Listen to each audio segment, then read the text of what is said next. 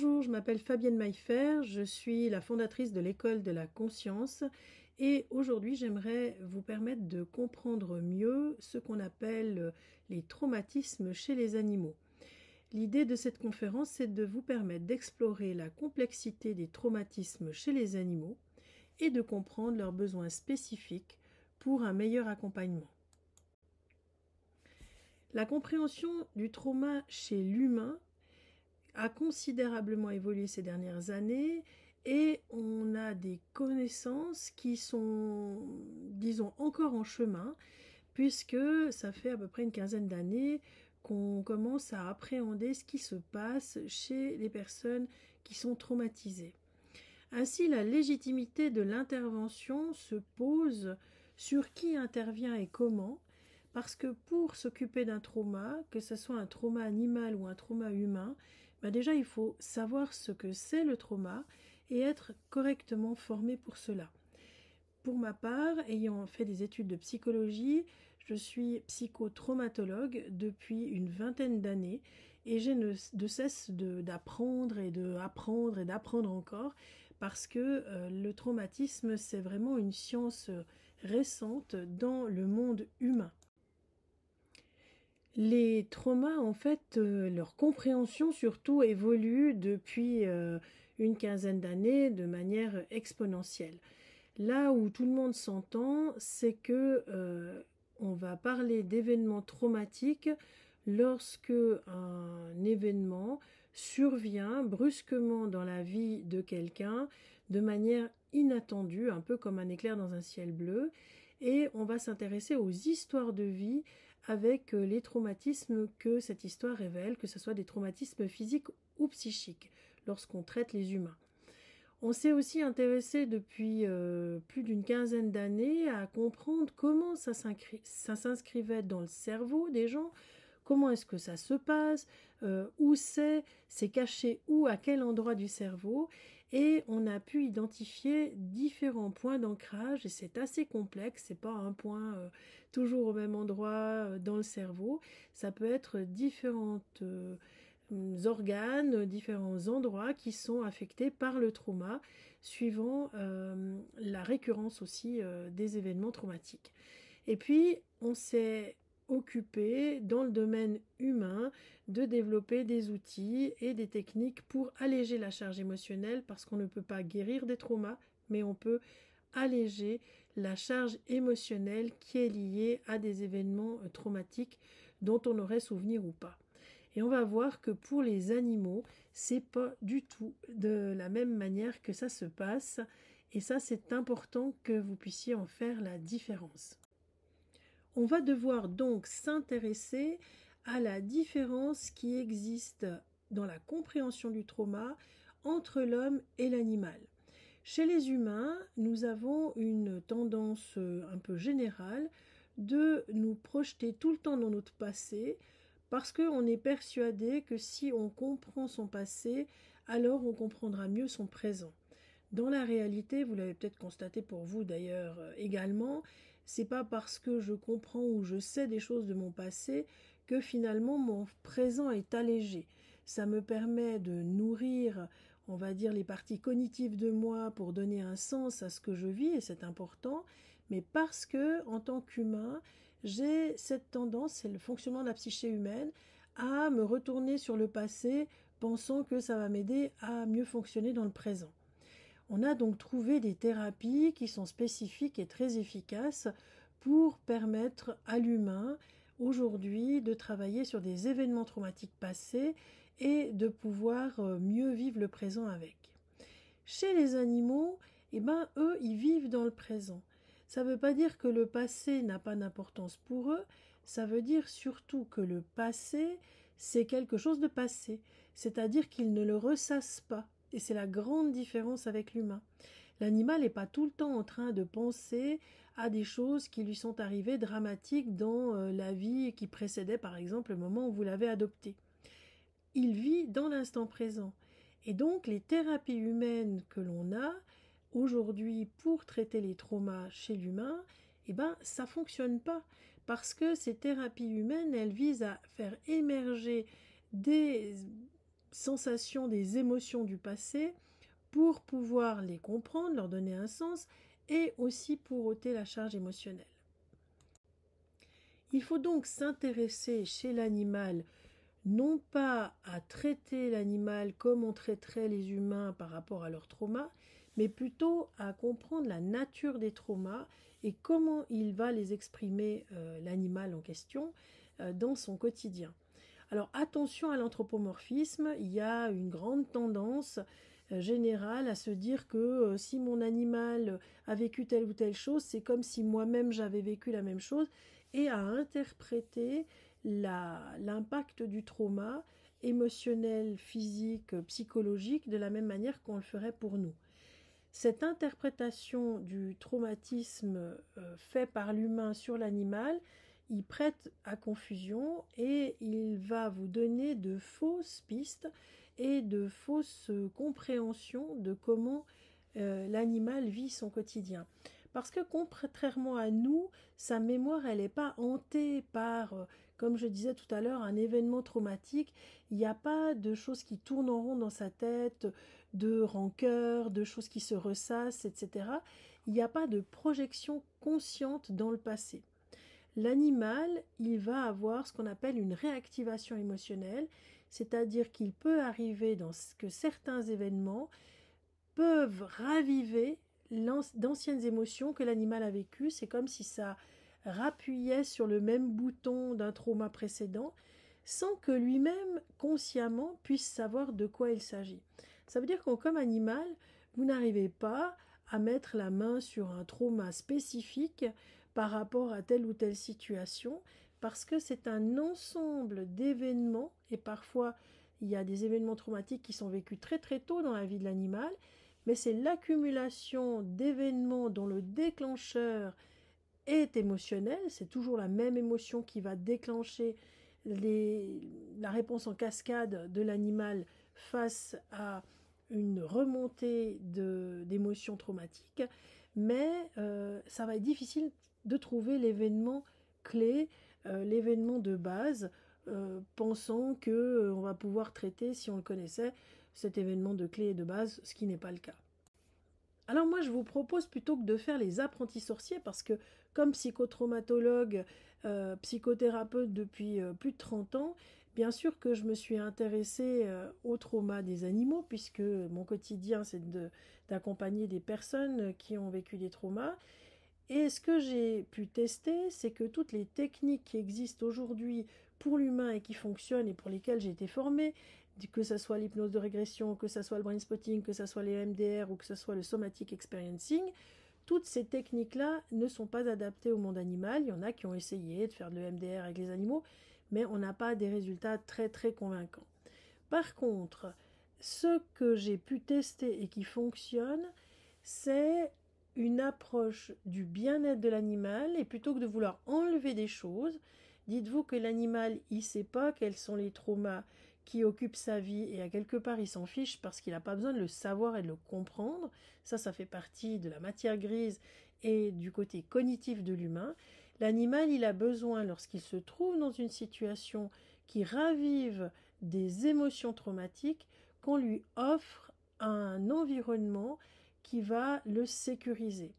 Donc la première chose dans votre quotidien avec votre animal, si vous avez un animal qui a vécu des traumas, peu importe encore une fois lesquels, c'est de lui assurer un environnement où il va se sentir sécurisé, tranquille, où il va se sentir physiquement et psychologiquement dans le calme et la paix et l'apaisement, et où il n'aura pas besoin, d'avoir une sorte de vigilance continue sur l'environnement autour et à devoir être comme le gardien d'un phare à surveiller tout ce qui se passe.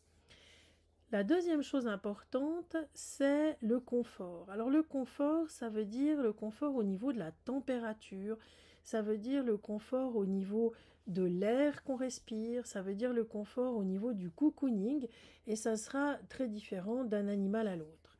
Et puis la troisième chose tout aussi importante, si vous avez avec vous un animal qui a vécu un trauma, c'est de respecter son rythme. c'est-à-dire de ne pas essayer à tout prix de l'amener dans une direction que vous pensez qui est la bonne pour lui, mais plutôt de respecter son tempo, de se dire ok, bah aujourd'hui c'est un jour sans, mon animal, mon chien hein, par exemple, il n'a pas envie de sortir parce que il est stressé, ok, j'accepte plutôt que de vouloir le forcer ou l'obliger à faire des choses. Vous mettriez son organisme dans une situation d'alerte, dans une situation d'insécurité, et vous ne feriez que renforcer tous les phénomènes et les symptômes qui émergent dans des situations vécues comme traumatiques par l'animal. Regardons ensemble maintenant les aménagements spécifiques que l'on peut offrir aux animaux lorsqu'ils ont des traumas ou qu'on sait ou qu'on pense qu'ils ont vécu des traumas. La première chose, prenons les chiens, c'est de leur offrir des jouets à mâcher, c'est-à-dire des jouets qui ont différentes consistances, tantôt dures, tantôt plutôt molles, mais que l'animal ait le choix. Mastiquer, pour beaucoup d'entre nous, y compris les humains qui mangent du chewing-gum d'ailleurs, mastiquer, c'est une manière de s'auto-rassurer et surtout de produire des hormones d'apaisement qu'on appelle les endorphines. On peut aussi proposer à l'animal, lorsqu'il est vraiment stressé, de lui offrir un environnement dans votre appartement calme et tranquille. Vous pouvez diffuser de la musique apaisante, également lorsque vous quittez l'appartement. Et puis, si vous avez des invités chez vous, n'hésitez pas à mettre votre animal dans une pièce tranquille à part, où il se sent en sécurité, quitte d'ailleurs à fermer à double tour la pièce si jamais il y avait des enfants, par exemple, qui risquaient d'ouvrir les pièces et de déranger l'animal qui s'y trouve paisiblement. Et puis, les dodos, les lits doivent être super confortables, ça veut dire moelleux avec des couvertures, pourquoi pas un matelas à mémoire de forme. Et puis, il y a tous ces donuts, hein. Lorsqu'il y a des rebords, en fait, l'animal se sent comme dans un petit cocon et se sent en sécurité. Et ces fameux doudou donuts dodo, là, sont idéales pour ça.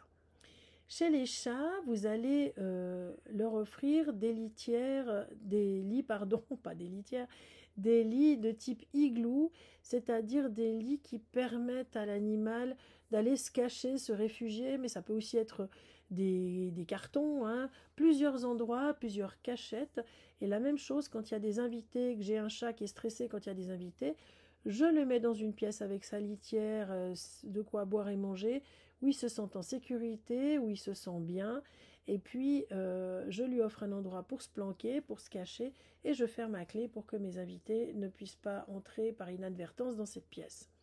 Et puis ces espaces de retrait qui sont au calme, ça va apaiser l'anxiété de l'animal. Parlons maintenant des chevaux.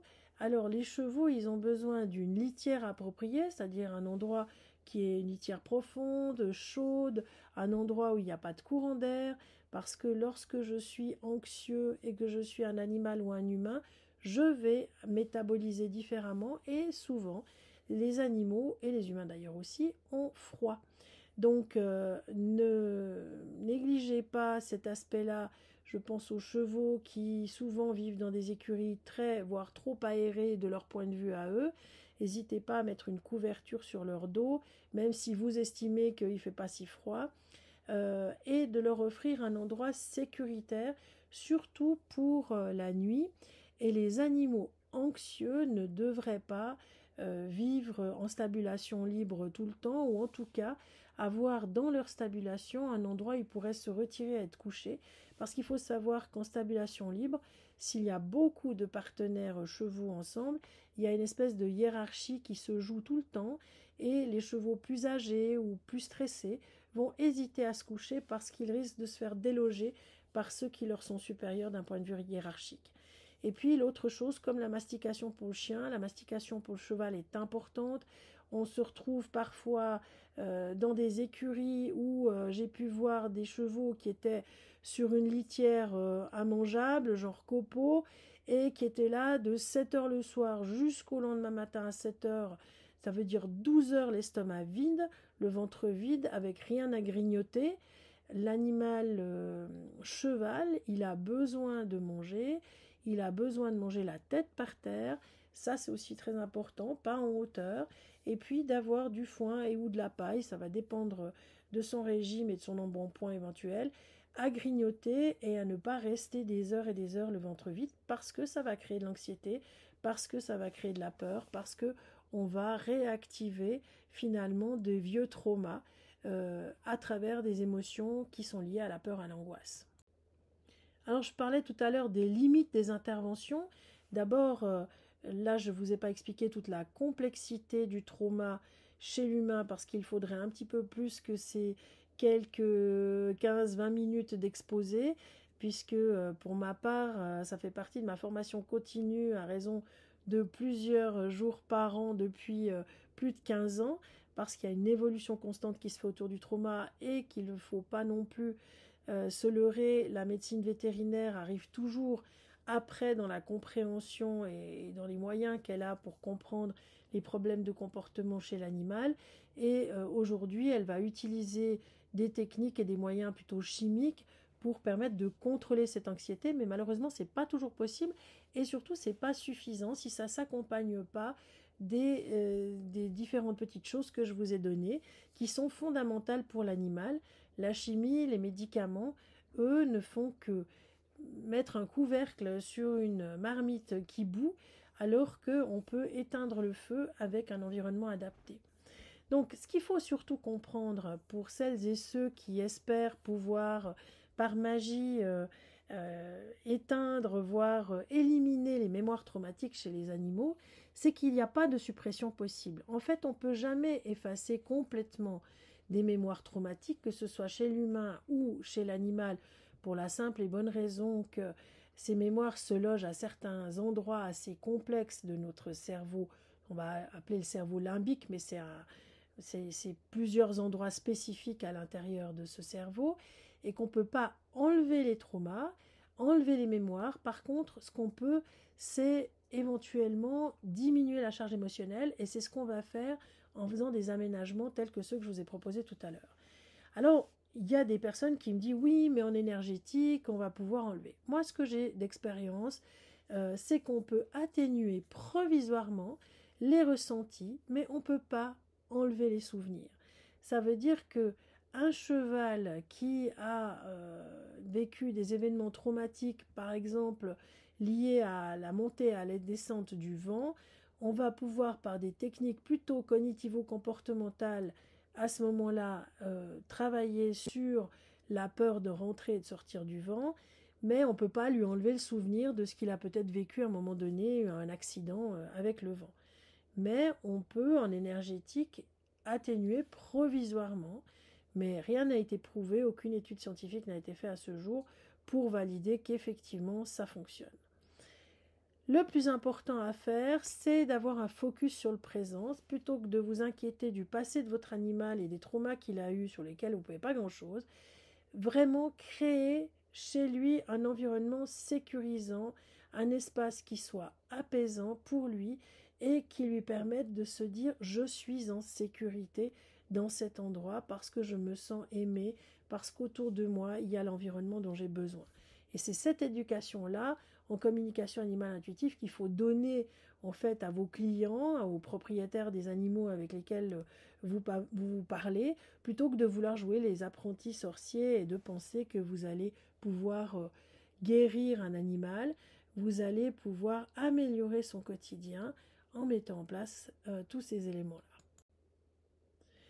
En conclusion, je dirais que ce qu'il faut retenir, c'est cette notion et cette compréhension qu'il y a des différences entre les traumas chez les humains et les traumas chez les animaux, et que c'est important que vous puissiez respecter ces différences et pas que vous essayiez de tordre la réalité. Ça sert à rien, c'est contre-productif et pour l'animal et pour son propriétaire et pour vous-même. La compréhension du type d'approche est aussi importante en tant qu'interprète animalière, c'est de comprendre que je dois me centrer sur le bien-être et sur le présent de l'animal et favoriser la mise en place d'éléments, donc les indiquer aux propriétaires pour que vous puissiez faire votre job vis-à-vis de l'animal et améliorer son quotidien. L'objectif de tout ça, c'est l'environnement sécurisant et adapté aux besoins de l'animal, et c'est une des choses importantes à vérifier. Ça veut dire que vous êtes censé avoir des connaissances dans tous les domaines, canins, félins, équins, pour savoir, lapins aussi, il y a pas mal de gens maintenant qui ont des lapins, des naquins, lapins, furets, pour savoir c'est quoi en fait un environnement adapté et sécurisant pour l'animal. C'est pas parce que le détenteur de l'animal a choisi d'avoir dans sa vie un chat, un chien, un cheval, un furet ou un lapin, qu'il est au courant vraiment et qu'il s'est renseigné sur les conditions environnementales idéales, apaisantes et sécurisantes pour l'animal. Et puis la grande question que je vous pose en conclusion, qui est la question éthique. J'entends aujourd'hui l'envie de certains et certaines de vouloir guérir, d'utiliser des processus un peu magiques, etc. Je salue votre envie d'aider, mais juste, je vous pose la question. Et cette question, il faut vous la poser à chaque fois que vous voulez intervenir en communication animale ou dans le cadre de votre pratique avec des animaux. Posez-vous la question. Et si c'était un enfant et non pas un animal, est-ce que vous vous sentiriez légitime de le prendre en charge aujourd'hui? Je vous laisse sur cette réflexion et je vous retrouve avec plaisir pour un futur nouvel exposé. Salut!